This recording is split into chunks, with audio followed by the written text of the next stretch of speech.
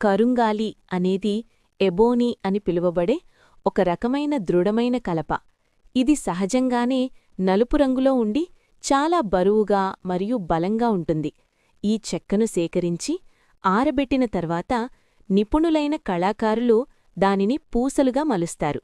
సాధారణంగా మెరిసే ఇతర చెక్కలలా కాకుండా నిజమైన కరుంగాలి సహజమైన నలుపు రంగుతో నిగారింపు లేకుండా ఉంటుంది. కాలం గడిచేకొద్దీ ఇది మరింత ఆకర్షణీయంగా మారుతుంది. భారతీయ ఆధ్యాత్మిక సాంప్రదాయాలలో ఈ కరుంగాలికి విశిష్ట స్థానం ఉంది. ముఖ్యంగా దీనిని సుబ్రహ్మణ్యస్వామికి ప్రతీకగా భావిస్తారు. తమిళ సాంప్రదాయం ప్రకారం మురుగన్ చేతిలో ఉండే వేల్ లేదా శక్తి ఆయుధం కరుంగాలితోనే తయారైందని భక్తుల నమ్మకం. అహంకారాన్ని మరియు చెడును నశింపజేయడానికి ఈ ఆయుధం ఉపయోగపడిందని పురాణాలు చెబుతాయి. శూరపద్ముడు మరియు తారకాసురుడు వంటి రాక్షసులను సంహరించడం ద్వారా లోకంలో శాంతిని నెలకొల్పడానికి ఈ శక్తి ఆయుధం తోడ్పడింది. అందుకే కరుంగాలి కేవలం ఒక చెక్క మాత్రమే కాదు, అది రక్షణకు మరియు క్రమశిక్షణకు చిహ్నంగా మారింది.